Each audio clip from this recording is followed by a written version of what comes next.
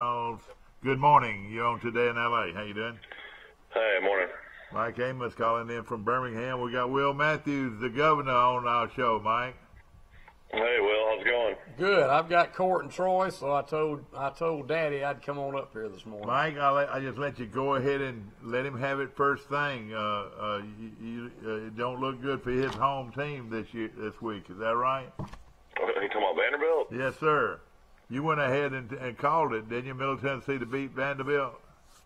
I mean, I just don't think Derek Mason's the guy for the job at Vanderbilt. I mean, that's just my personal opinion. But, I mean, he was a good defense coordinator at Stanford. He has beat Tennessee his last 2 years, so, I mean, there's a possibility that maybe that's enough for the Vanderbilt fans. But his overall record, is extremely bad. Well, what do you think, Will? Well, Vandy had that great coach, and, of course, any great coach at Vandy's gone after he does anything. Yeah, so that's right. He's at Penn State now, isn't he? And Yeah, James Franklin. And James, James has got a place in Destin. So does Herb Street, doesn't he, Mike? Doesn't Herb Street have a place down there? I think maybe at Rosemary Beach. Yeah, James's place is down in Destin somewhere on the beach. But oh God, he's done a phenomenal job at Penn State. They're going to be loaded this year. Oh yeah, they've got the top. A lot of people think their quarterback's going to win the Heisman, so that's saying a lot already. Of course, Troy and the Broncos of Boise State. Hey Boise, we're going to beat the well out of you. Well, I said. Rama Jamma Yella Hammer give 'em heck, Troy, Alabama.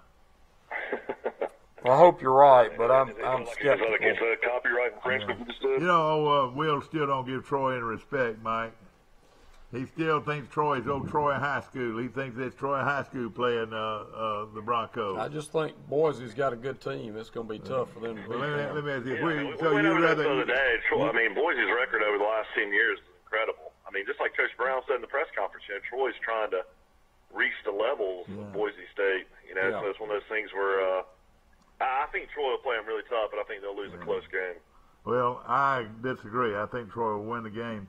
I'll take those Southern boys from Alabama, Georgia, and Florida over those boys from the desert out in Montana and maybe a few of those Yankee boys from over in California. I'll take our South Alabama boys in the heat of the day.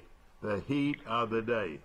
Yeah, one thing about Boise, I'm looking at their weather right now. It's 86 degrees is the high today, but the low is 57. And then on Friday, the low will be 53 at night and a high of 79. So they will be in a little hot conditions. They don't know what hot is, Will. Well, it's humid, too. That's what they don't have. Yeah, exactly. They've got great athletes. I'm supposed to go to Vegas, not this weekend, but the next. And the average temperature right now in Vegas every day is 103. Oh, yeah, it's tough out there this time of year. Exactly right. Of course, we've got Charles Henderson and going up against Enterprise this weekend. That'll be awful. Of course, Pike Liberal, undefeated 2-0, is at Abbeville. So we've got some big ball games coming up this weekend. I can tell you why Charles Henderson's playing Enterprise. Why? Money. Because Enterprise pays big money to play them. You don't think they could beat them? No.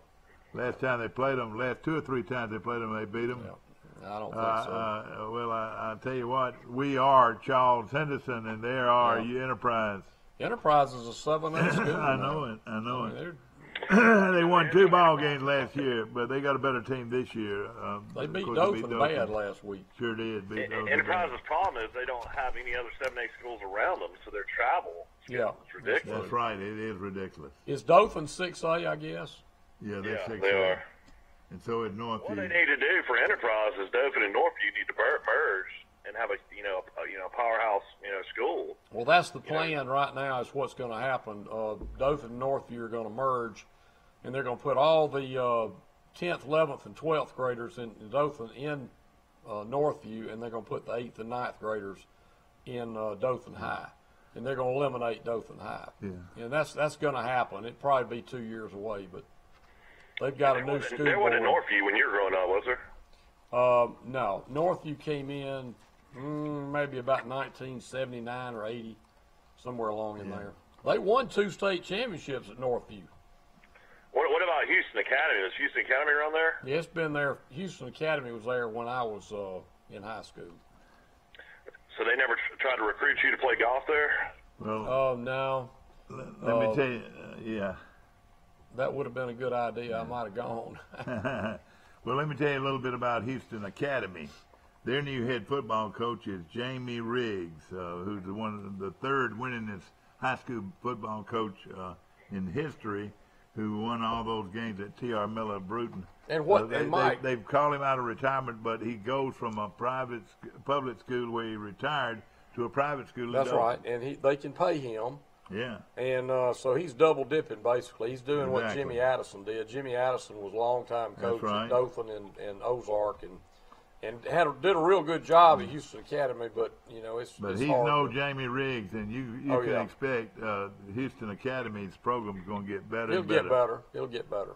They're in a Yeah, tough they're league. paying Riggs over $100,000, so that's good. Are way to they come out of really? retirement. Yeah, they're in a tough league too. They're in there with Providence and Dale County Oh, and yeah. Skipperville and all them. So they've got a tough league. Of course, I want to mention the Auburn Tigers, and what a game this is going to be. 2:30 kickoff against the Washington Huskies.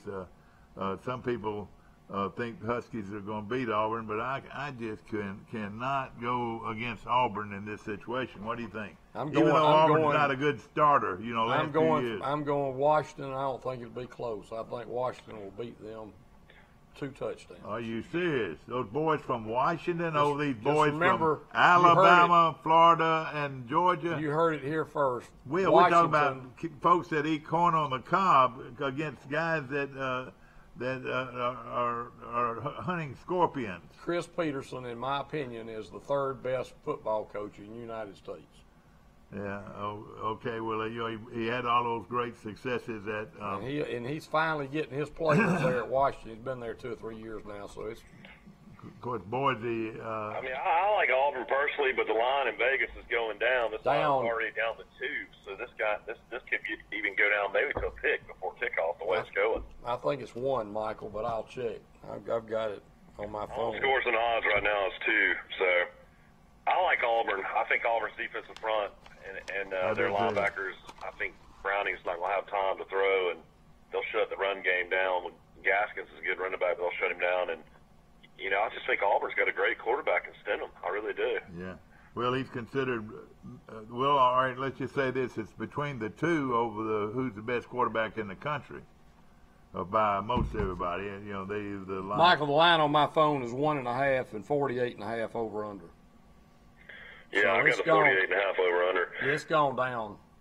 Another interesting game as far as a shootout in the SEC would be Texas Tech against Mississippi. That line's at 2.5 Texas Tech. A lot of people think this is going to be Kingsbury's last year, the Texas Tech coach, because he struggled throughout. Ole Miss has a lot of talent on offense. I don't know if their defense has gotten any better. I know they got Troy's linebacker coach, Coach Summerall, who did a great job at Troy's over there at Ole Miss now. I forgot about that. Yeah, Mike, I want to tell you something on a sad note, and we want you to pray for him. Coach Slarmer. You remember what a great coach he was at Troy. He's fighting some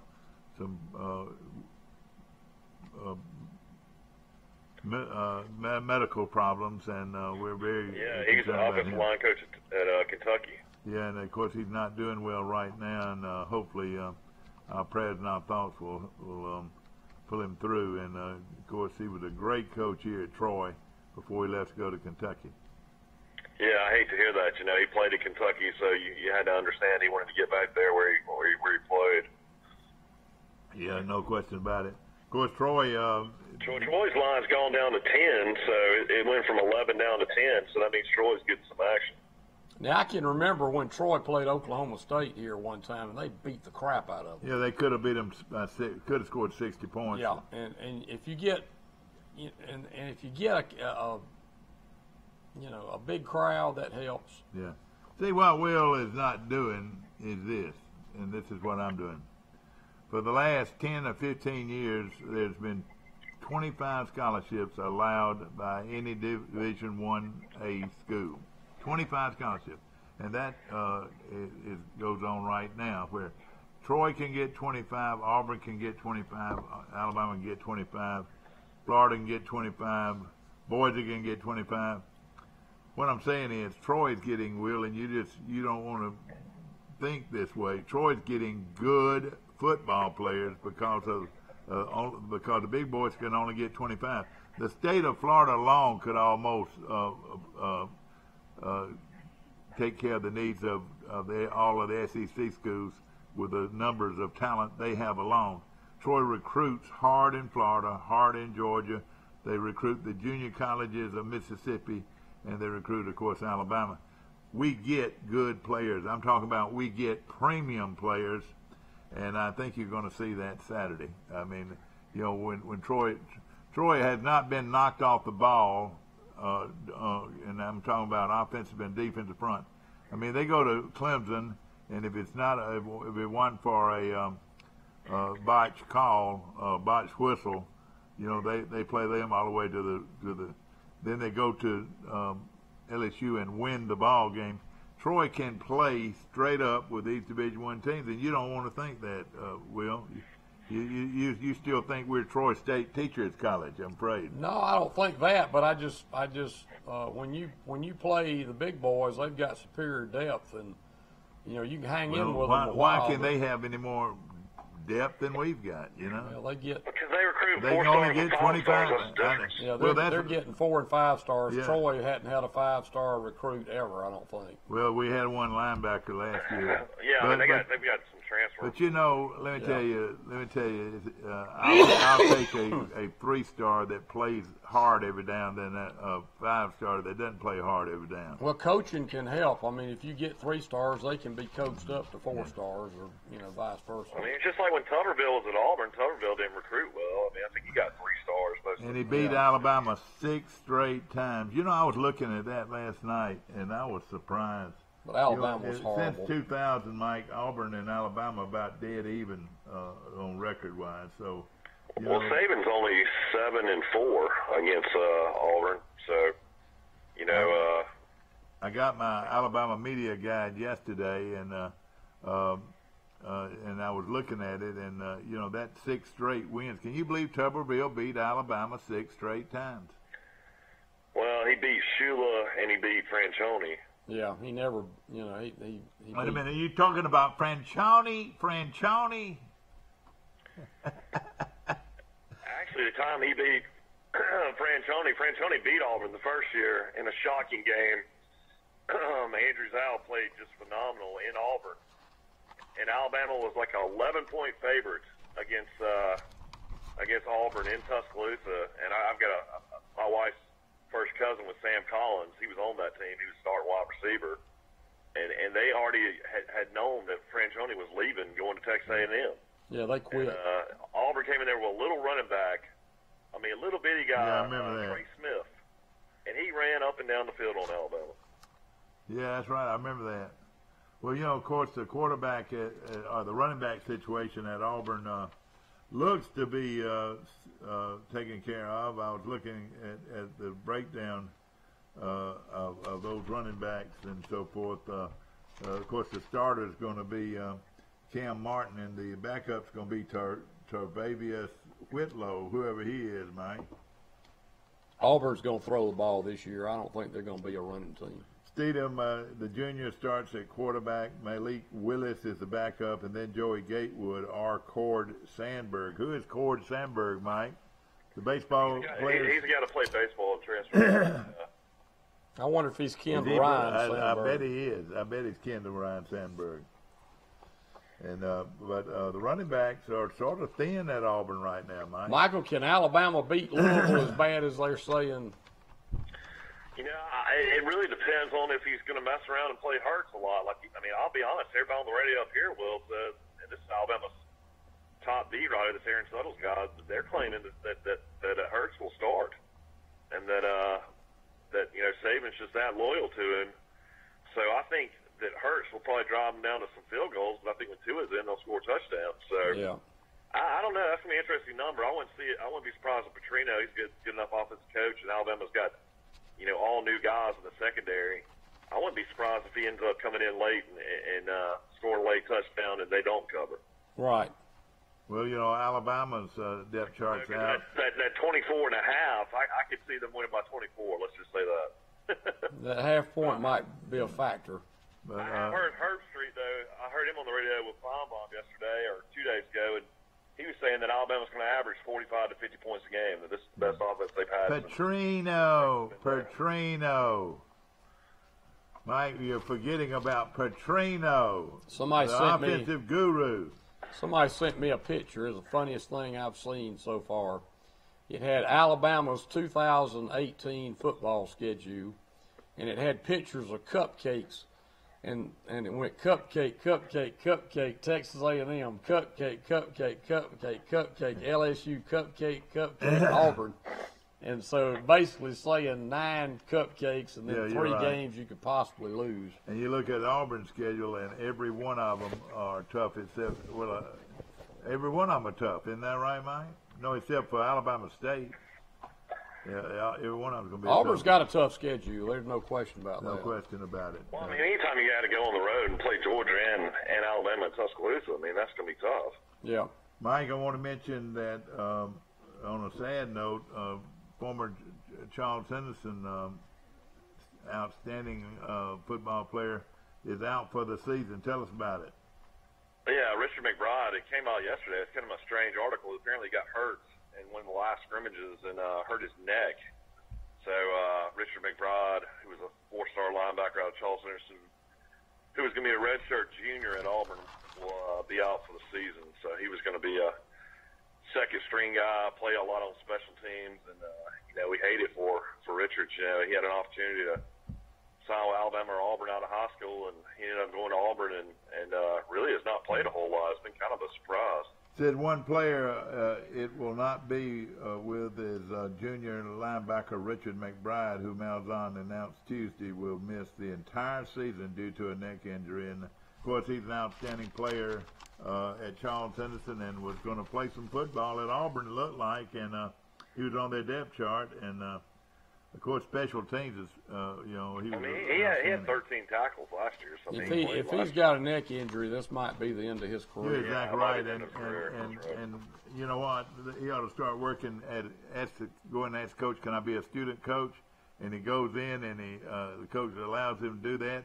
Then he hooks on with one of these coaches somewhere. It's all about who you know in college football as far as coaching. That's what Craig Sanders from Meriton did that. That's and right. He was a graduate assistant at Auburn and got his graduate degree, and now he's coaching in high school somewhere over in Georgia. Well, and what I'm saying, they get an opportunity to be a graduate assistant and then hop on with one of the coaches out there. Sanders, I hadn't thought about Sanders in a way for a long time.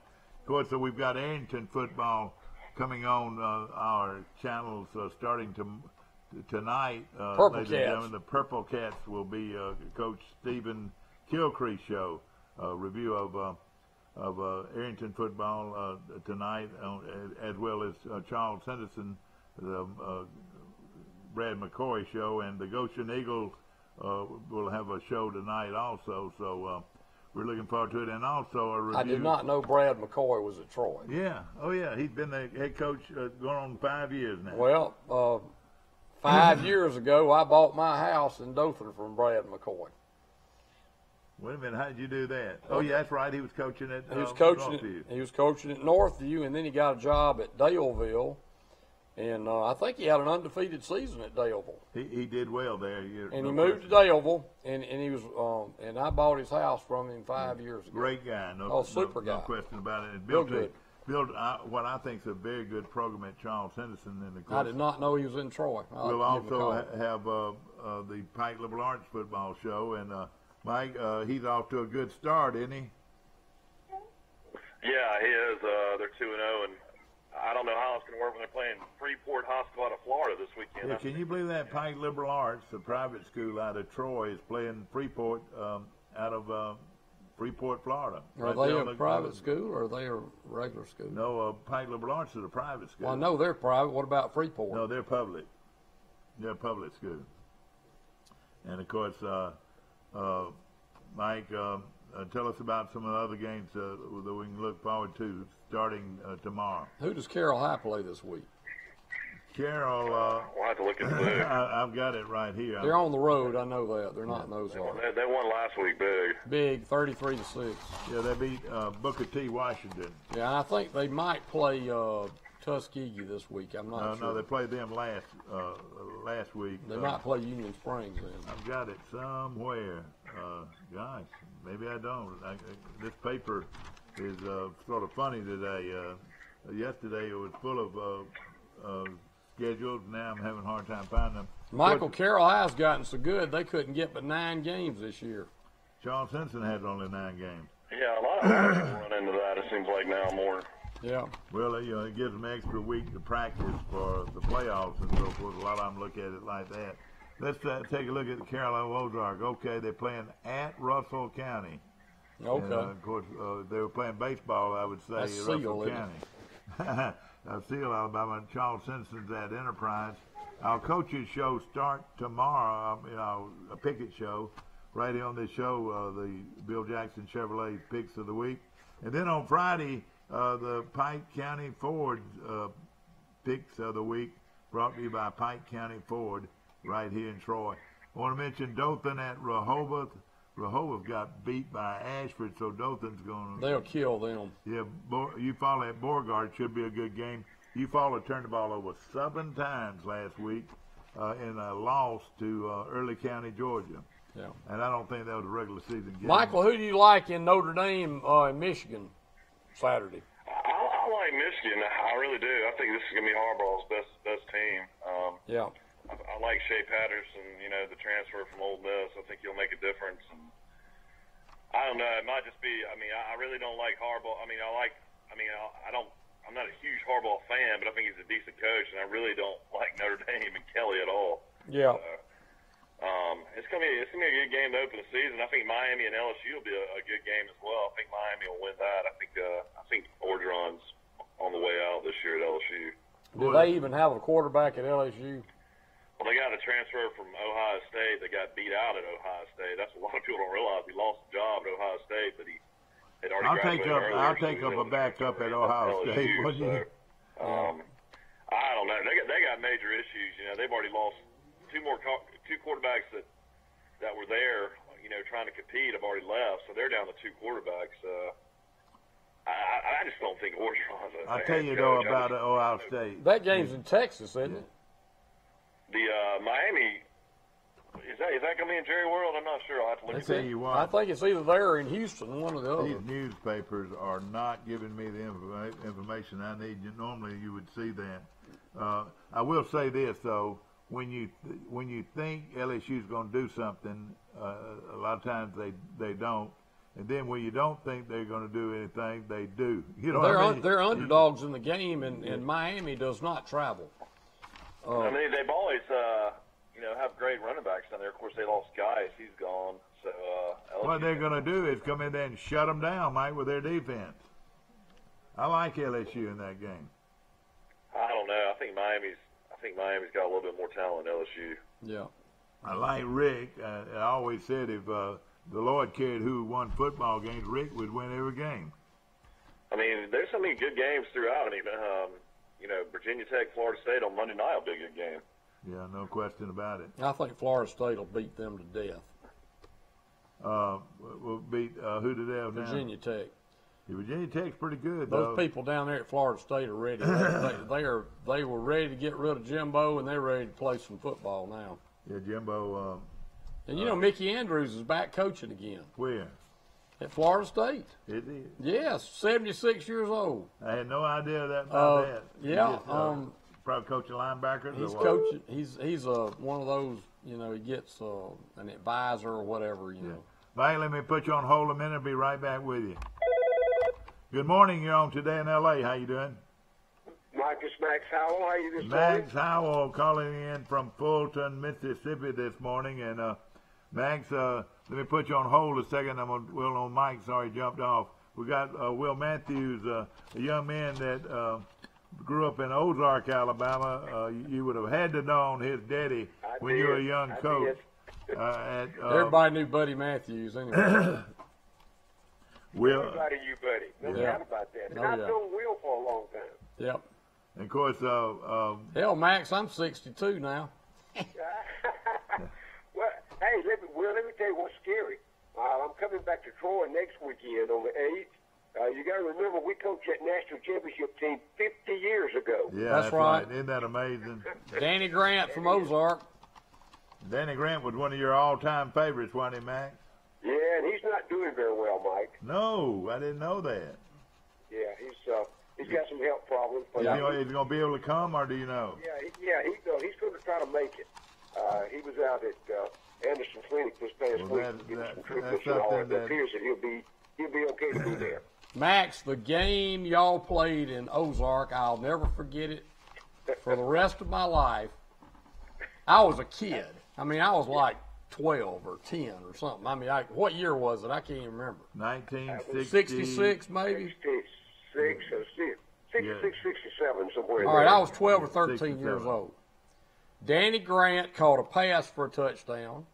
He ran a punt back for a touchdown, and he had a run for a touchdown. He had 3 touchdowns, 3 different ways. Including the last play of the game from about 10 or 12 yards away. They ran Danny Grant one-on-one is against no way in the world can a guy defend him one-on-one. Right. And sure enough, Tim Bird threw a perfect pass in the end zone, and they won the game on the last play of the game. And you know, remember that? today, Delta to this State. day, that's the biggest crowd of people that's ever been in Matthews Stadium in Ozark. That's right. There was probably 30,000 people there, and it I only don't know if seats. there's that many. There was, and it only seats like 10 or 15, and they were up on the banks around Oh, yeah. the whole side, and I've never seen a crowd like You know, that. it's amazing how well he played in that game, and of course he was a sophomore at Troy, and playing that in his own hometown. Troy's very rarely ever. They played in Dothan before, but never in a town like as small as Ozark. And Who y'all playing? Stephen F. Austin? No, or you're playing somebody? Delta State. Delta State. Yeah. They had a great tight defensive end named Jack Gregory, who later on was a star player All NFL, all pro forever. for the Cleveland Browns for years. Yeah. And You got to remember that's where I started my coaching career. I know. I was right out of Troy and came to Ozark. But we had Joe Kelly at quarterback and Danny and Stell Grove and all that bunch that came along. We was a small, really, our football team was a very small bunch. And as good as they were, Was Tom McClendon the coach then? no. No, Buddy Cranford. Buddy Clinton, that's right. Godfrey, I was in graduate school at Troy, and he came up for an interview, and I said, he asked me if I wanted to come, and I said yes. I jumped all over that one. Of course, Cecil Skinner was the basketball coach. That's right. Yeah, great coach. Trying to think there who all else was there. Cecil's still hanging in there. It was my senior year, and we went down there and beat Ozark 13-0. First color film I've ever seen of a high school game. It was in color. I remember it well. But to shut that team down, I think they were averaging 40 points a game or something like that. That was Frank Sadler's probably one of his best coaching deals ever. You remember that? Oh, yeah, I do. Obviously, I do. And I was coaching the offensive line. You guys ran like a split 6 defense. So you put the tackles outside of that back and you blitzed every snap. That's right. And I want you to do, you were bringing more than we had blockers. That's right. That was a good coaching. That was a good coaching philosophy at that time. And the sad thing about it, Joe Kelly goes to Alabama and has to play behind not Scott Hunter, but he plays behind Sloan and Snake Stabler. He had to play behind those two. But Mike, he had offers from everywhere. I thought he was going to Florida State. He'd been a great one at Florida State. But he didn't. He had a chance to play baseball. He wanted a degree from the University of Alabama. That was one of the first young guys I ever remember that was so dedicated in his beliefs, and he knew and so confident in what he wanted to go. And he made the comment later that he didn't care if he ever took a snap at Alabama. He wanted that degree. Yeah. Well, let me say he's a multi-millionaire too. Yeah, exactly. In fact, I remember 25 to 30 years ago, he presented the ball. It was his insurance company that he was the president and CEO of that played in the that bowl game in Nashville. It was a National Life and Accident That's right. Insurance Company. Assembly, yeah, that's right. And he was a very successful businessman, no question. Well, see, I mean, you could read that about his personality, even high school guys. He was a dedicated guy. I mean, you know, he was a rules guy. He went right. He did. I mean, he was smart enough. You didn't have to kid him but one time. But Will, let me tell you something on a sad note. If he was in high school today, he would have played at Long High School of Skipperville, because he was from Skipperville. Oh, yeah. Joe Kelly was from Skipperville. Did you? Boy, I bet they wish they could get. Of course, they're doing pretty well with what they got. But Max, I'll tell you one I bet you've never heard before, but Joe Kelly had a first cousin named Alan Kelly, and he was a quarterback at Carroll High, I would say 3 or 4 years after Joe. I remember him. And Alan Kelly ended up going to Florida State and playing at Florida State. Well, Alan Kelly had a guy on his team named Wilbur Jackson. Oh, yeah, I remember him. And Wilbur Jackson, Alabama was recruiting Alan Kelly. They'd never heard of Wilbur Jackson.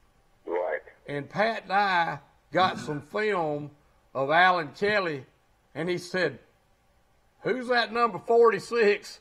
We want him." And so they ended up, he became the first black freshman to go to Alabama. Yeah, I didn't know how he got there, but I mean, I knew he was from Ozark. Yeah, and Pat Dye recruited him, and he was the first. I think John Mitchell was there as a junior college transfer, Right. but Wilbur was the first signee they ever had, first black player to play at Alabama. Now let me fast forward that. When Pat Dye was the head coach at Alabama, when I was at Escambia High School, he stayed every other day. He was in our office down there trying to recruit Emmett Smith. Oh, yeah. And I will tell you this, Emmett wanted to go to Auburn. Right. He saw himself as the next guy behind Bo Jackson, as far as the legacy was concerned. And wanted to, but there were some other things that went on within his family that didn't allow him to go. But I can recall those days in '85 and '86. Of course, we had at that time in 2 years we had 19 Division I players on that high school football team. Florida ended up taking 7 of those kids off that one team. Wow. Pat was amazing as a recruiter. He had a different personality, guys, when it came to sitting down and talking to players and coaches than he did on the field. I mean, completely different. So, but he was very successful, and I'm really surprised that that there were some other great names that they were able to single out that Auburn never got while he was there. Yeah. But, I will give you this: he got his fair share, and he did very well with them. Well, Okay. Wilbur was picked in the draft number 5 or number 6 in the draft. Right. And San Francisco got him, and they gave him a $150,000 signing bonus, which was really, back then, that was a lot of money. It had been $6 million today. Well, I'll tell Would you you one thing about believe him. Wilbur still has that $150,000? Well, I'll tell you this: he's a solid citizen of Ozark. He is. He's a classy great guy. You ought to see him. He looks like he could play. I mean, I've been his lawyer for 37 years and never charged him a penny. Oh, really? And Hey, and he's one of these guys that could pay, man. You know? well, I'm going to tell you something. He is taking care of his wife, Martha. She's been in terrible health for years and in a wheelchair and not a finer man, really. no question That's about it. great. I had lost contact with so many of those guys, particularly those that I wasn't involved with through the years, but it really have kept up with so many of the great players. And of course, that fast forward what I'm doing now, I'm able to go back, guys, and touch those guys and bring those guys to the airways, and certainly really looking forward to cooking up our new project up here for that very reason. Max, what we're going to do, we're going to take a short break. We'll be right back, and we want you to talk to us about who you think will win when the Tigers play Washington, when the Crimson Tide play Louisville, and when the Trojans play the Broncos of Boise. So we'll be right back in just a moment. At the Piggly Wiggly, we proudly support our local farmers and bring you the best they have to offer, all at cost plus 10%. When you shop local, you reinvest in your community. Remember, buy local, shop local. Piggly Wiggly, local since forever. Did you know at Wiley Sanders Truck Line that we offer Blue Cross Blue Shield, we offer dental, we offer disability, we offer vision, we offer life insurance, cancer insurance. We also have a 401k where we match up to 4%, dollar per dollar up to 4%. We also have automatic trucks at Wiley Sanders Truck Line. If you go to a truck driving school, we'll reimburse you. And don't forget about the $1,000 sign-on bonus. Money! Wiley Sanders Truck Line, Troy, Alabama. Wiley Sanders Truck Line. We help you save for your future. Have you seen an increase in your insurance premiums or significant change in your insurance coverage? Let Sandbeck Insurance offer you a better plan to suit your business or personal needs. Sandbeck Insurance offers many lines of insurance, whether it's home, farm, or auto insurance, work comp, business, or health and life policies. Sandbeck is here for you. Call or visit our Troy, Enterprise, or Andalusia office today. Sandbeck Insurance, where we take pride in taking care of your insurance. A personal touch, a high level of trust. Whether it's checking and savings accounts, personal or business loans, or our local friendly service. That's what Troy Bank and Trust customers expect. But now we offer more. Free identity theft protection for our new and existing customers, protecting your family's time, money, and good name from identity theft. Because protecting your identity is now a big part of our identity.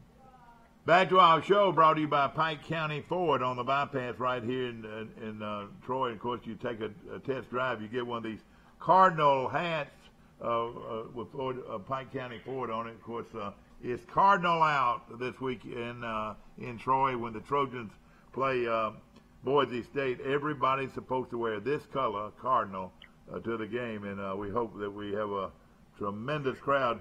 We're looking, Max, for the first sellout crowd, pure sellout crowd at a Division I team. I think it's going to be, Mike. I really do. We all know about Boise. They're a top 15 team in the program. We understand. I think the thing that Neal has going for him, though, is the experience and certain the offensive front comes back into the strength of the defensive side of the ball. And you can't dismiss the fact that Boise's got to come across the country for 2,500 miles. That's right. They're going to play at 5 o'clock in the afternoon in the South, and that's, you know what that means, high temperature and high humidity, and those guys are not accustomed to that. I think that it lies, if Troy can stay close, I think in the fourth quarter, I think that's where they can win the football game. Max, every day this week and part of last week, Troy goes on the practice field at 5 o'clock. Smart. That's and they're getting acclimated to the weather. Neal knows what he's got to do. You guys, I think it's going to require Neal's best coaching job, along with the assistants too, in the best effort Troy's given in a long, long time. You know, Brian Harsin, the head football coach at Boise, was a long time. Well, he was the head coach at Arkansas State prior to that job. Of course, he played against Troy several times, and is an outstanding coach. Of course, Troy had named their quarterback Caleb Barker, the young kid out of Priceville, Alabama, which doesn't produce a lot of football players, but it's in a football area with right up the street from Decatur and the Huntsville area. Troy defensively can run. They match up pretty good. You know, they can run. Their secondary is outstanding. They got a nose tackle, Max. Now, and explain this. A nose tackle that two people have to block him. All right, that is going to be a big benefit for Troy if that's going to be the case.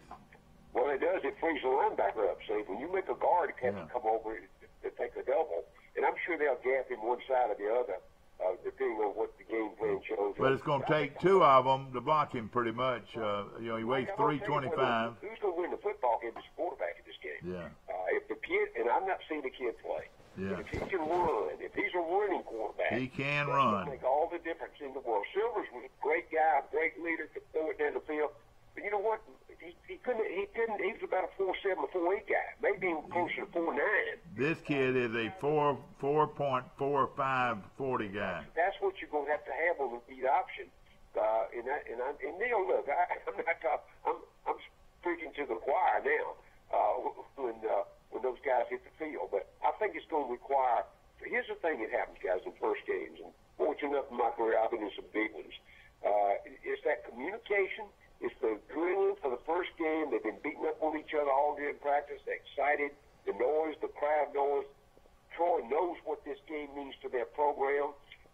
You have to avoid the mistakes, the communication breakdown on the sideline, the substitution patterns, and a lot of things that go into winning that opening ball game that during the year you've already accomplished. You've already got your routine. They've not had this situation come up before for a lot of these kids. For them to step out on the field. That's why this game is so important. And Troy, and I know Neil has really preached that to him, and I'll be excited to watch it on Saturday. No question about it. So, what is your feeling? I like them. The only thing that bothers me is that breakdown of not. Here's what happens, Mike. In a game like this, look, it's going to be hot on both sides of the ball now. Okay. Yeah. In that fourth quarter, I think the game's won or lost in the fourth quarter, particularly a game this big. I think talent-wise, boys who maybe have more depth in the program, but I think what offsets that is the travel across the country and playing in Troy at that time in the afternoon. So in the fourth quarter, you watch this. Troy can't turn it over. They can't lay it on the ground. They can't throw a pick. They got to have great special teams. Field position is going to be critical in this ball game, in particular for a team like Troy. Boys is going to come in here not overconfident, but confident. Trust me on that. They know where they are, what they got. If Troy doesn't make any mistakes in that fourth quarter, I think they can eke out a win. I think it'll be a close one, but I think they can get it. That's going to be fantastic. Okay, Auburn playing in Atlanta against Washington. What do you think about this? All right, let me break this one down quickly, guys, just so you guys have followed the game. Here's Gus Malzahn. The last two trips to Atlanta, lost. Lost to Georgia, lost to Central Florida. There's a psychological thing right there they got going for that's not applies to. All right, let's look at Stidham. Stidham came through spring, didn't take a lot of contact, had a shoulder injury, did the little 7-on-7 prior to the spring game. In fact, like I said on this show, that after watching the spring game without Stidham at quarterback, if I was Auburn, I'd put on first down and play defense. And I still kind of agree that the Martin kid that's going to start is 185 pounds. And Gus Malzahn's never had a running back that had to run the ball 25 times with his offensive scheme at 185. That's a 230-pound guy that has to do that. Well, you go back, there have been a few along the 210, 215 guys. But this kid's kind of a sprinter that they got. Now, they got another Martin kid who's a freshman, who's about 220. I'll be anxious to see if he gets some snaps along the way. But here's the most important thing. They got 4 offensive linemen that have never played together, and this is the opening ball game. The offensive unit, guys, is a team concept. The guys, if they slip off a block and the other guys play well, they know when to pick them up, and they know that their blocking scheme. And defensive front for Washington's going to be good. I'm going to tell you, their defense was ranked number 5 in the country last year. Yeah. And they returned, I think, 6 or 7 of those guys up front. Auburn has a chance because I'm not saying they're going to be more motivated, but they know all the things I'm talking about now. They want to shut people up like me that points out their weaknesses as opposed to what they can do. Yeah. Washington, they're going to be a top 5 team in the country. I think it's the most critical football game Auburn's open with, and that includes Clemson a couple of years ago. I think it's the most critical ball game that Auburn, not anything to do with Gus's contract by any means, but the success of their season. I will say this: if they lose, they're 9-3. If they win, I think they got a chance to win 2 and 11. Isn't that amazing? Okay, one more. Max, Mike, and I have been going at it. I am all over Washington in this game. I think, and there's one reason: Chris Peterson, and it's. I think that guy is. I think he's the 3rd best coach in the country. Yeah, I agree. I mean, here's the only downside of that. I am not a fan of the West Coast offense and the West Coast kids. They are not physical. They never have been. They're speed teams out there. Every one of those coaches coach almost the same way. They're going to run 5 wides. They're going to try to run. They're going to try to mismatch you with talent. They don't put their hand in the dirt and knock you off the ground. Right. What happens now? That in a controlled environment at 72 degrees, you don't get that much at the end. If you got 2 deep, it'll be fairly good. If you got 3 or 4 deep, you'll win. But in a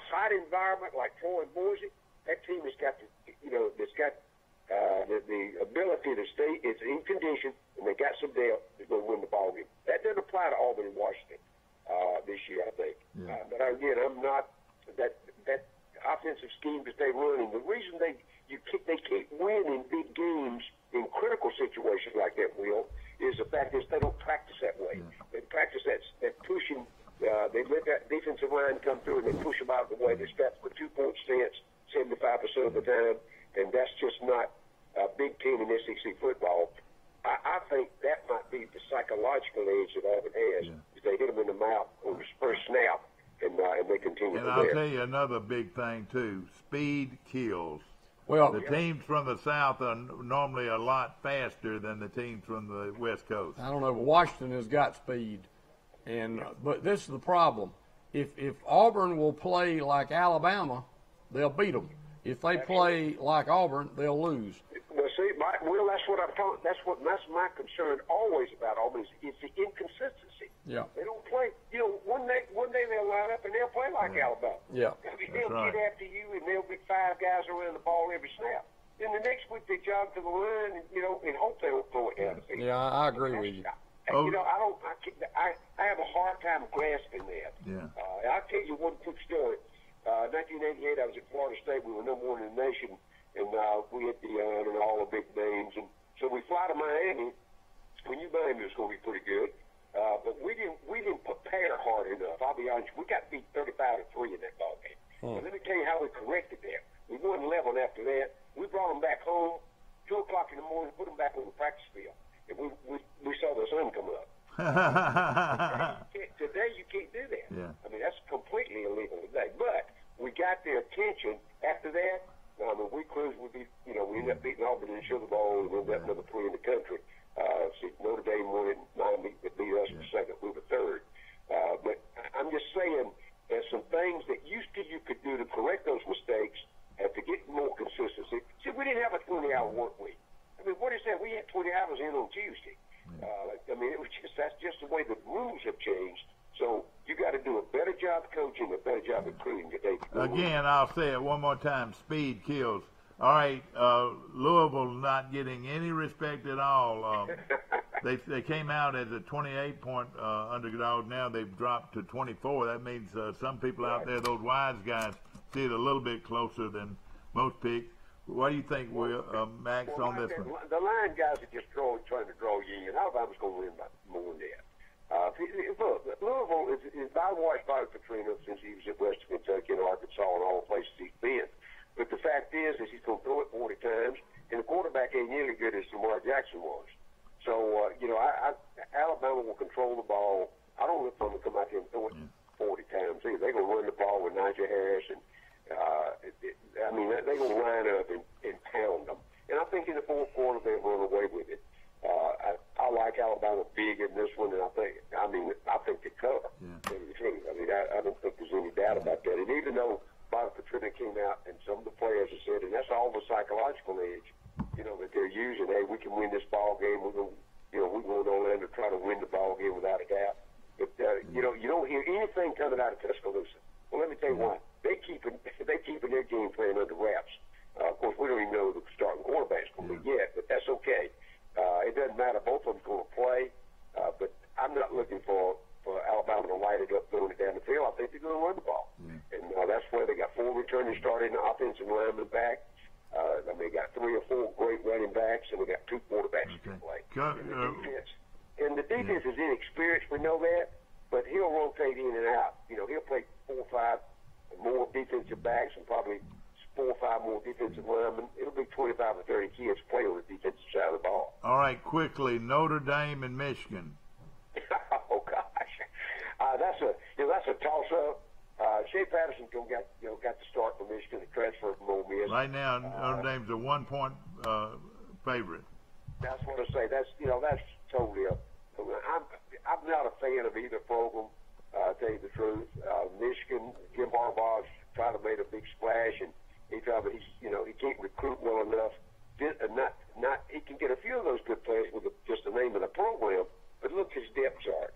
If he plays 40 guys in this ball game, I'll be surprised. I think he'll play about 30, and I think you can win that. But another side, Notre Dame, again, I think they got 5 or 6 teams on the schedule this year that's won 2 or more games last year.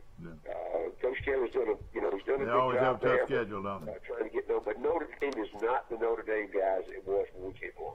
Yeah. I'm gonna go with Notre Dame in that one.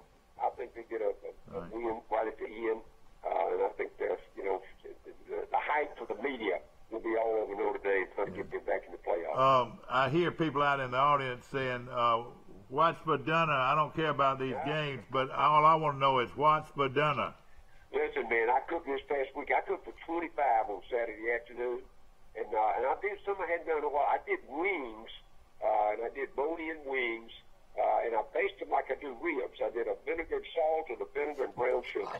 And I'm telling you guys, they were crispy on the outside and just juicy and tender. I did a hot fire, and I did all on charcoal, no grease, no gas, and let the grease drip through, and kept the smoke. That was really a good meal for us. On the side, we had, I do my traditional. When I cook out, I do the baked beans, the coleslaw, mashed the potato salad, garlic bread. I've got a big fryer, a big stove right next to my grill in an open kitchen out there, and I do garlic bread with butter and garlic, Texas toast, and flip it a couple times. And for dessert, one of my all-time favorites, I laid out banana pudding. This is banana pudding. This one's not the cold flavored. This is right from the oven. I like that. And I turn that. I take it and turn it upside down on a dish after I cook it. I put whipped cream on top and sprinkle pecans on it. That sounds good. Thank you so much, Max, and we'll see you next week. Yeah. Thank you, guys. Thank you so much. Max Howell calling in. We're going to take a break. We've got a couple of guests coming on in just a moment. And, of course, we'll be right back right after this. Here's some Napa know-how for you. Your local Napa Auto Parts store in Troy is under new ownership with an all-new, fully stocked store. Big deal, you say? Big deal, we say. Like the ownership, the store has a new look, too. We're still delivering the same Napa quality and know-how, but we've increased our inventory and are committed to helping you find the parts you need when you need them. So come check us out. We've got the right part at the right price at the right time. Know-how, Napa know-how. Troy Cable Security makes it easy to stay aware and stay in control of your home wherever you are. User-friendly interface allows easy navigation for lights, locks thermostat, video, and garage doors. Never worry about leaving your garage door open or the front door unlocked. Your mobile app can send alerts to your phone for alarm and no alarm events. Know when your children arrive home from school with video response. Make sure your home is powered by Troy Cable Security for ultimate access, awareness, and protection. At the Piggly Wiggly, we proudly support our local farmers and bring you the best they have to offer, all at cost plus 10%. When you shop local, you reinvest in your community. Remember, buy local, shop local. Piggly Wiggly, local since forever. If you've had an accident or just want a new look for your vehicle, come see us at Troy Paint and Body, where we do it right the first time. Our staff has more than 100 years combined experience and can handle repairs and paint work on any make or model. We also offer a lifetime guarantee as long as you own your vehicle. Now that shows we stand behind our work. And our 24-hour towing service means we're here when you need us. So come see us at Troy Paint and Body, located on South Brundage Street in Troy beside the post office. Troy Paint and Body, where we may meet by accident, but you'll be glad we did. Glad we're on the show, and we appreciate Max Howell calling in. And, of course, Will don't always agree with Max. Will, out of those three, tell us who you think will win. I think Washington's going to beat Auburn. All right. And Alabama, I agree. I think Alabama will win easy, and I think Boise's going to beat Troy. I hate to say it. I got you. All right. Of course, ladies and gentlemen, two very well-dressed lawyers here today. If there's a fight going to start now, big Democrat against a big Republican right here. No fight. We just try to figure out who we can build when we're talking. He runs our arts council here, does a great job. Thank you. Tell us what's going on. Well, it's the beginning of our season of the Troy Arts Council, and as is our custom, we have a membership drive, a reception party. You're usually at it every year. It's always a lot of fun. Well, this year it's going to be on Thursday, September 6th at the studio. It'll be fun, yeah. It'll be fun at 6 p.m. It's free, open to the public. We'll have entertainment. There'll be food and drink, and we'll be rolling out our program lineup for the next year. By the way, he's Joel Williams, and, of course, a good friend of mine, a local attorney here. And, Joel, Of course, you've done a great job. In fact, I reckon they keep you on when you keep doing a good job. They keep you on as president. Is that right? Well, last year I said, okay, we need a nominating committee, and my mind was, I wonder who they're going to nominate. Yeah. And they came back and they said, well, we're going to nominate you again. Right. I said, well, that's not why I appointed a nominating committee. You're a hands-on guy. Now, who are some of the talent we got coming in this year? It's such a diverse lineup. The Dominican Jazz Project on September 25th, Rhapsody in Black on October 16th, December 14th is our annual Christmas program with Sheila Jackson. Oh, that's wonderful. And that thing it's like a Broadway, Las Vegas production. It's impressive. Julian, they call him Julian G. He's a world-class pianist. His name's Julian Gargiulo, but so they call him Julian G. He's in January. In February, we have a lady named Mandy Harvey, who is a singer. And then we're doing something we've never done before, something new in March. We're bringing in a comedy thing, Second City Improvisational Group. Yeah, well, they're from Chicago, aren't they? Correct. Yeah, they're great. And that's that's an art form, improvisational comedy, and so we're going to give that a try. And again, it's John Jenwright's our program chairman, and he comes up with a diverse lineup every year. You know he's going to have a piano player now. You know he's going to have a little and that's okay. We get a guy who plays at Carnegie Hall in Vienna and everywhere around the world. Yeah. We'll get him in Troy, Alabama. And our theme kind of this year is get off the couch, go see a live performance of a world-class artist. We bring to Troy in our community these world-class artists that wouldn't otherwise be available. So, get off the couch, take your child, your grandchild, and come see a live performance. No question. Joel, before we get off, you're on Today in L.A. How you doing? Yes, calling back. Mike Amos calling in from Birmingham. Joel, you're running also for the judge. Well, I'm running for the State House, but I'm here today just to talk about Arts Council. Well, I know, but I just wanted everybody, you're here, but you are, when is that election? November 6th. November 6th, that's right around the corner. Yep, 2 months. Well, I appreciate you coming by, my friend. Always appreciate We got my good buddy Jim Mullis is coming in just a moment, one of the all-time great kickers in Charles Henderson history, and a good friend of mine, and he's going to show you some Troy gear that you might be interested in as we get ready for the kickoff. Are you excited about the weekend? Well, Jim Mullis, I guess, was probably about the last straight-on kicker. Everybody's been soccer style, but Mullis was a straight-on kicker. That's right. He could kick it a mile. And he could boot it, and it was true. And he put some muscle behind that ball, too. No question. Trivia question. Who was the first soccer-style kicker in the United States? Jan Stenerud. No. Horst Millman. No. There were two brothers. Gogolak. Pete Gogolak. All right. Pete Gogolak, and was it Charlie Gogolak? All of them are foreigners, though. All of that started. Yeah, we're going to take a quick break, and we're going to bring in my good friend, and he's going to show some of the outstanding stuff that he's got for the weekend. We'll be right back. Troy Cable Security makes it easy to stay aware and stay in control of your home wherever you are. User-friendly interface allows easy navigation for lights, locks thermostat, video, and garage doors. Never worry about leaving your garage door open or the front door unlocked. Your mobile app can send alerts to your phone for alarm and no alarm events. Know when your children arrive home from school with video response. Make sure your home is powered by Troy Cable Security for ultimate access, awareness, and protection. At the Piggly Wiggly, we proudly support our local farmers and bring you the best they have to offer, all at cost plus 10%. When you shop local, you reinvest in your community. Remember, buy local, shop local. Piggly Wiggly, local since forever. I pledge allegiance to the flag of the United States of America and to the republic for which it stands, one nation under God, indivisible, with liberty and justice for all. Here at Town & Country, we are proud to be an American. We've had you covered on the inside since 2005, and with our addition of Southern Grill and Patio, we now have you covered on the outside. Come see our great selection, where we make sure grilling and relaxing go hand in hand.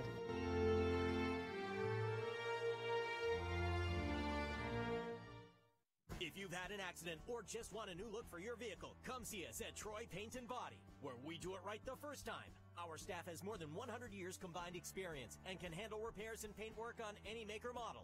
We also offer a lifetime guarantee as long as you own your vehicle. Now that shows we stand behind our work. And our 24-hour towing service means we're here when you need us. So come see us at Troy Paint and Body, located on South Brundage Street in Troy beside the post office. Troy Paint and Body, where we may meet by accident, but you'll be glad we did.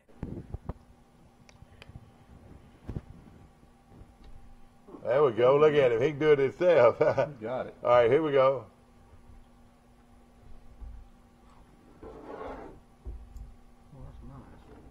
Sure is. Come on, come on, come on, come on. They left it.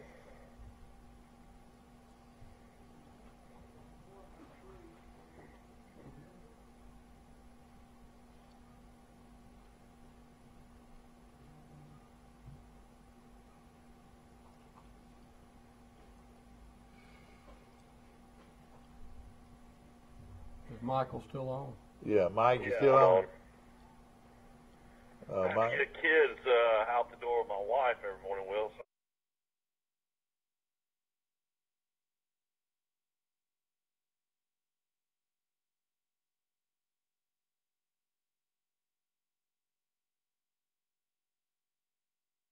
Cable Security makes it easy to stay aware and stay in control of your home wherever you are. User-friendly interface allows easy navigation for lights, locks thermostat, video and garage doors. Never worry about leaving your garage door open or the front door unlocked. Your mobile app can send alerts to your phone for alarm and no alarm events. Know when your children arrive home from school with video response. Make sure your home is powered by Troy Cable Security for ultimate access, awareness, and protection. At the Piggly Wiggly, we proudly support our local farmers and bring you the best they have to offer, all at cost plus 10%. When you shop local, you reinvest in your community. Remember, buy local, shop local. Piggly Wiggly, local since forever. I pledge allegiance to the flag of the United States of America and to the republic for which it stands, one nation under God, indivisible, with liberty and justice for all. Here at Town & Country, we are proud to be an American. We've had you covered on the inside since 2005, and with our addition of Southern Grill and Patio, we now have you covered on the outside. Come see our great selection, where we make sure grilling and relaxing go hand in hand. He's under contract for it. Back to our show. Jim Mullis is our guest, and of course Jim's got some. Tell us about what you're holding up over there, Jim. I'm holding a decorative fish board. You have your clip here, and this is all Troy University stuff. You got a drink bottle down at the bottom, the opener. That sells for $40. This is a serving tray. Oh, that's good looking. This also sells for $40. Yeah. All right, now, are you going to be able to go ahead? You got something else to show us? Yeah, I got 3 more things. Okay. 4 more things. So how do we come about purchasing these items? I'm going to give you the phone number. Oh, man, I love that. That's a bird. This is a bird house. You got the tag. Yeah, I like it. Got the. Go ahead and show the camera there. Tag on the top. This is a bird house, and this is a bird feeder. I like that. Cool. I like that a lot. How much is the feeder? Feeder, they're $30 a piece. Okay, and then the bird house over there. They're $30. Okay. You got one more item, and of course. All right, then. This is a coat hanger. Double coat hanger, hat hanger, whatever. What's so neat about it is you can just put it right beside the door. It doesn't take up any room. But it's out of the way. Again, what I like about it is it hangs. It's nothing that you got to screw in the wall. Is that right? That's right. So what kind of quantity do you have on all these items? We're making them every day.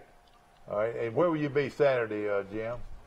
I can't. They won't let me sell over there. You have to go through the people in Dothan that that's got the right to sell everything. Yeah. Huh. But anyway, it's booked up. Yeah. All right, how can they get up with you to order something? I'm going to give you a phone number. Give you 2 phone numbers. My number is 334-403-2582. Steve Kilpatrick's number is 372-2227.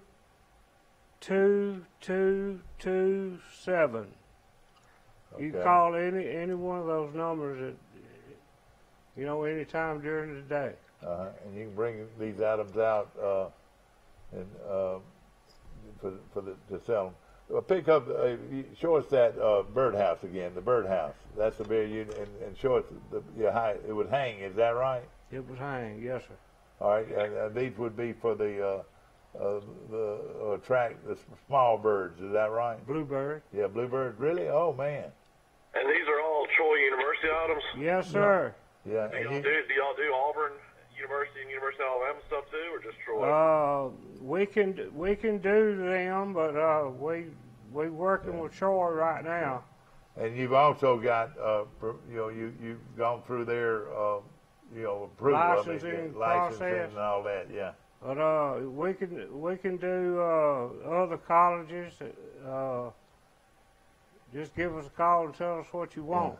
Now, how does the swing hang, Jim? Bring up the swing again. This hangs just like the birdhouse. All right, hang, and of course you can watch the birds come in and feed. Is that right? That's a good-looking thing, no question about it. And again, that phone number one more time. 334-403-2582. 2582. And 334-372-2227. That's Steve Kilpatrick. Okay. Well, quickly, ladies and gentlemen, those that don't know Jim personally, you've got to know his mother. His mother was a legend. Tell us about her. Well, Mama was my rock. Tell her who she was. She Wilma Mullis. Wilma Mullis. She was.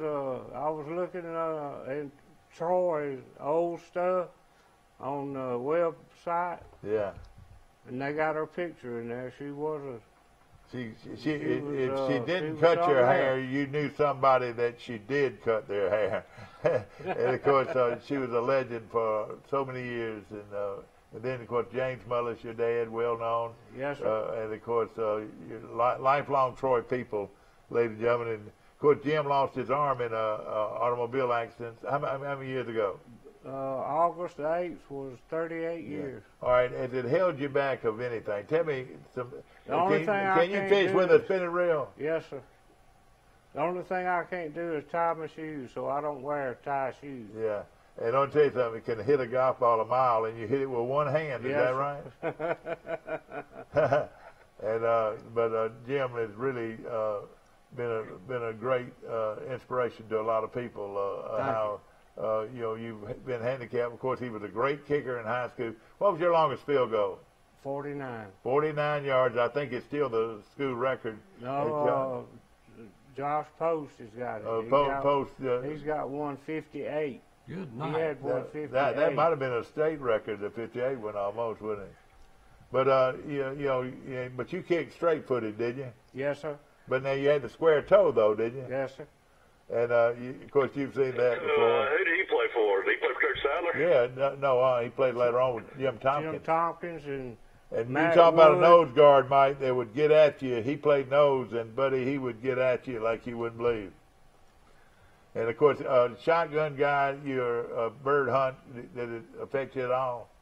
No, I got a body brace made where I can just lay my gun in a horseshoe out here. Yeah. And instead of moving my arms, I move my whole body. You probably still kill a lot of birds, can't you? Yes, sir. Yeah. When did dove season start back? Do you know? I think it's the 4th. Yeah. The first. Because you just don't see dove hunts like you used to. Well, I could kill a dove now. Yeah. They come by. But hunting and fishing has been very important to you in your life, hasn't it? Yes, sir. Now, if you got 10 doves on a telephone wire and you kill 2 of them, how many's left? How many will start there to start 10 with? up there on the phone wire and you kill 2 of them, how many's left on there? 8. No. None. You think them other 8 gonna sit around next time? Ladies and gentlemen, I hope you've enjoyed our show, and of course, we appreciate Will Matthews coming in and being with us, and Jim Mullis and Joel Williams, and of course, we're excited about football season. How about you, Mullis? Go ahead and give me your pick of those 3: Troy, Auburn, and Alabama. Who do you like in those games? I like Troy's playing Boise State. Yeah, Boise, yeah. I like Boise State. Okay. I like Auburn. Okay. And I like Alabama. Yeah. All right, Mike, quickly give me yours. Well, I mean, I already mentioned earlier, I think Troy's going to lose a close game, 20-17 to Boise. I think it's going to be a record crowd, and I think it's going to be a lot of excitement, and I'm definitely going to be there with my family. I think Alabama will struggle early if they start Hurts, but I think Tua will come in and they'll score a lot of touchdowns. I think they'll win somewhere between 24 to 27 points, and I think Auburn is going to beat Washington. I think Auburn's going to beat Washington by maybe 10 points. All right, now why is your feeling there? Speed? Do you think Auburn's speed will and defensive front will be the difference? Yeah, I mean, I just think that, I mean, when you saw Washington play Alabama in the playoffs a couple of years ago, I mean, you know, their offense was non-existent. Yeah. Okay, that's it, ladies and gentlemen. I hope you enjoyed our show today, brought to you by a lot of great sponsors out there. Of course, Will Matthews has got to go to court. We appreciate you, my friend. Always. And, of course, Jim Mullis. And, ladies and gentlemen, we'll see you tomorrow bright and early for Bill Jackson Chevrolet's Picks of the Week right here on Troy Cable. We'll let you know, or at least I'll let you know, who will win in high school and college football this weekend. We'll see you then. Here's some Napa know-how for you. Your local Napa Auto Parts store in Troy is under new ownership with an all-new fully stocked store. Big deal, you say? Big deal, we say. Like the ownership, the store has a new look, too.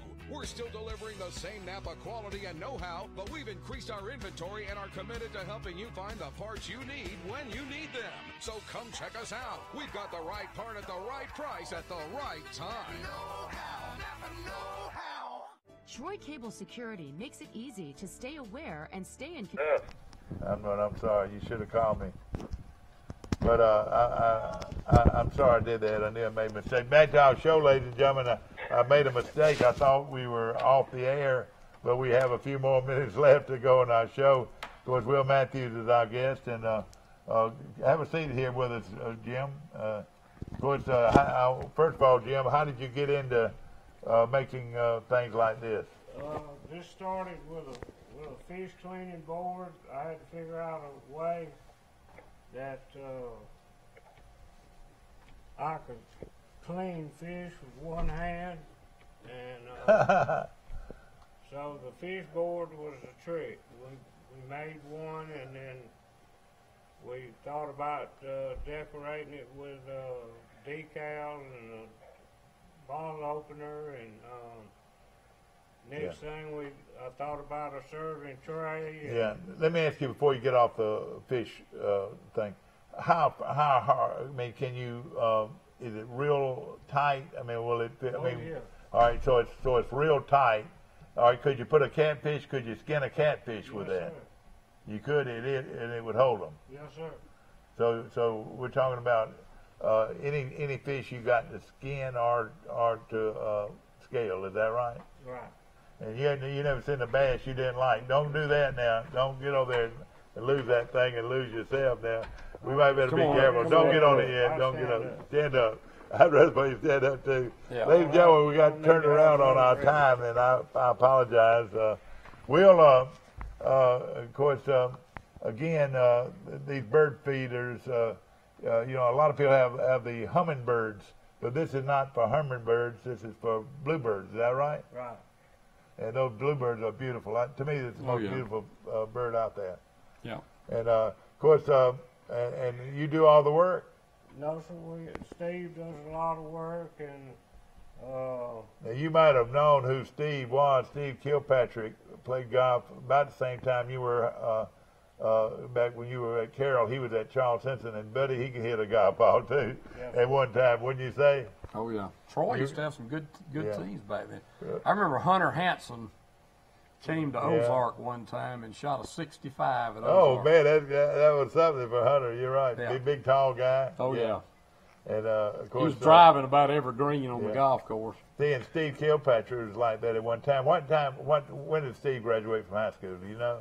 He's 3 years behind me. I graduated in '73, so 76. Yeah, that's right. Yeah. That's right. I graduated '74.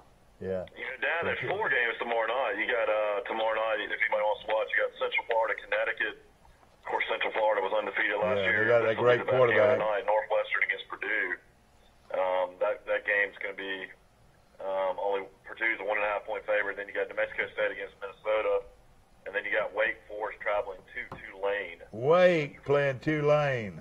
That's your 4 games tomorrow night. But I'll watch Northwestern Purdue. I think that'll be a pretty good game. Yeah. Purdue's got a great coach. I like their coach. Yeah, of course, he was a former All-American, and he used to be offensive coordinator at UAB, Jeff Brom. Yeah. Really? And Brom also was the offensive coordinator under Petrino or Petrino. Petrino.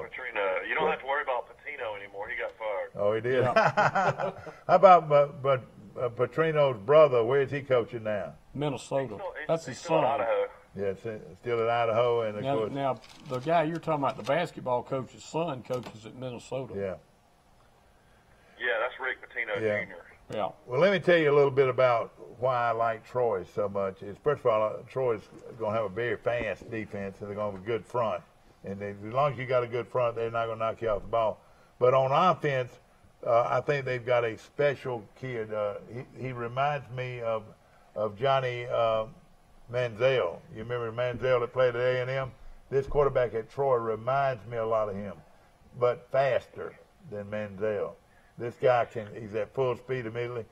With the pressure that the running game's going to put on Boise, and the ability for this quarterback not only to throw the football but to run the football, I think Troy's going to be really dangerous on offense. I think I've told you this before. The greatest college game I ever went to was out in College Station. It was the year after Manziel beat Alabama in Tuscaloosa. And it was 110 degrees out there. I drank 6 bottled waters in the first half. Yeah. I mean, it was the most brutal weather I've ever seen, hot, heat-wise.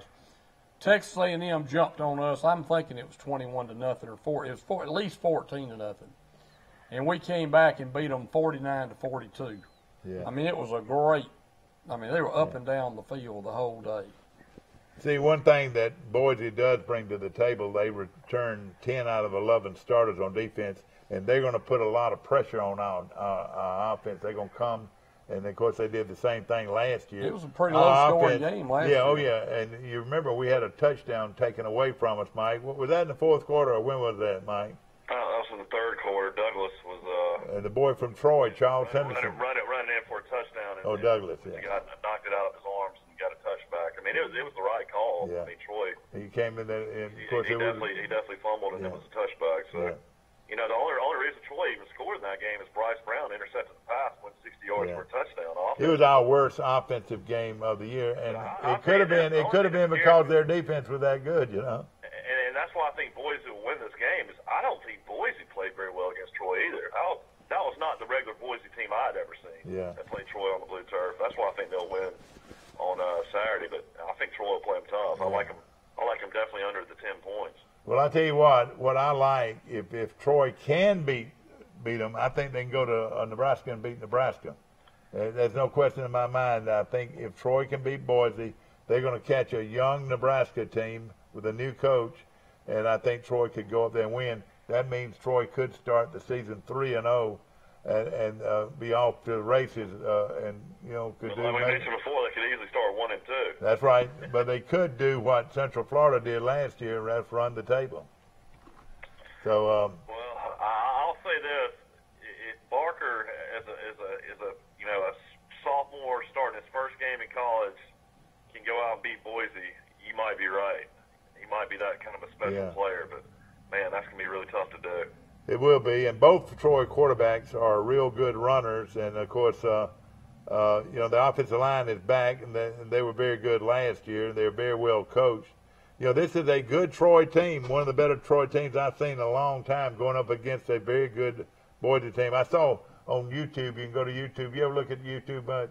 Yeah. And they interviewed all of the Boise coaching staff, and they're just sharp, classy acting guys that gave Troy all, like any good coach was, saying how good Troy was and really buttering them up. But at the same time, you could tell they were real confident, But you can go to YouTube and ask for Boise State football, and you can see these interviews. If you want to watch tomorrow night also, Jimbo Fisher makes his debut, I forgot, on the SEC Network. Texas A&M will play Northwestern State, the Demons.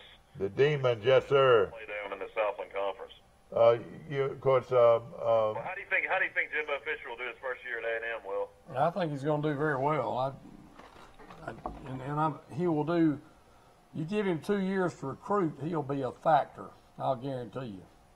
A lot of people look at his record at Florida State, and basically he was dominant when Jameis Winston was there, won a national championship, and then, made the playoffs again. And then after that, didn't have the greatest team. So it's going to be interesting. It doesn't matter. He's getting paid $75 million guaranteed. Isn't that unreal? So if he's Michael, the funniest thing I've heard so far this year, yesterday on Feinbaum, he said if Gus Malzahn is worth $49 million, that's what Auburn's paying him, $7 million for 7 years. So if he's worth $49 million, Nick Saban's worth $10 billion. That's true. Oh boy. I wouldn't have a problem at all if they paid Saban $15 million. Yeah. Mike, another thing about Auburn is under Malzahn, they have not been good in the early part of the season. On the first 2 games, he has a losing record since he's been there. If you took the first 2 Auburn, games. this is a good stat on Auburn. Since the 1980s, when Pat Dye was there, is the last time Auburn had back-to-back 10-win seasons. Yeah. Wow. Malzahn is 18-14 in the SEC in the past 4 years. Yeah. But I tell you what, he has a confident way about him, like no other coach around. I mean, he is a confident guy. I tell you what, Kevin Steele, bringing him in, has done it. I mean, Kevin Steele's done a great job as defense coordinator at Auburn. He's made a huge difference. They attack you a lot more, don't they? Yeah, I mean, they're very similar to what Alabama does. I mean, Steele coached under Saban 2 different times. Right. It's that front. What's up front that counts. Back when you played nose, Mullis, you were trying to make 2 people block you. Isn't that right? Right. You weren't expected to make the tackle, but you were supposed to take up two guys to block you, leaving the linebacker to run the ball. Right. Is that right? That's you were right. coached by a very good coach, Jim Tompkins. Is that right? I love that man. He's the only mentor I've ever had. Yeah, he was a great one. No question about it. He still lives in Starkville. Yeah, I got his phone number. I talk to him from time to time. Yeah. Well, I hope everybody will call in and order some of this, the very unique, and these birdhouses. And Will, I can see you with a birdhouse out there. With all your dogs. How many dogs you got? I got 2 beagles. Do you? Yeah. All right, you're leaving to go to Washington to see your granddaughter. Going tomorrow. I'm going flying up to Arlington, Virginia, is where my son lives. And are you flying out of Atlanta? Flying out of Atlanta. He works for the president, so his wife just had a baby a week ago Friday, so I'm going to get to see my first grandbaby. Let me tell you what happens to me in 2 weeks, Dr. My ear, nose, and throat doctor, Dr. McRae, and I are driving to St. Louis to see St. Louis and the Dodgers play on Thursday night. Then we're getting up next morning, going to Lincoln to see Troy and Nebraska play. But we're going to go see that. I've never been to St. Louis to see a baseball game, and I'm excited about it. How is St. Louis doing since they fired their coach? Doing pretty good, are they, Mike? Doing a lot better, yeah. No question about it. Then that was a good move for them then. Exactly. Want to mention also Charles Simpson Junior High plays Coppinville tomorrow night at James A. Baker Field. We'll be doing the play-by-play of that game tomorrow night. So we look forward to that. Are you gonna walk through the woods to go do that game? I don't know. I could, I reckon. But we hope to interview those players, too, which would be fun to do that, too. But it's all about high school and college football right here in Troy, and we're excited about it, and we can't wait to get it going. And make sure you got your tickets to Troy football, and make sure that you also are out there tailgating with your family. The Trojan Walk starts at 2:45 tomorrow on Saturday morning. So I want to make sure you're there to see these guys, these players up close and personal as they get ready to go up against the Boise State Broncos from Boise, Idaho. Hey, I like Troy. I like Boise State. Yeah, everybody likes Boise State. I like sorry. Troy. Sorry. I like Troy against LSU. Victory. We'll see you bright and early in the morning for Bill Jackson Chevrolet's Picks of the Week right here on Troy Cable. See you then.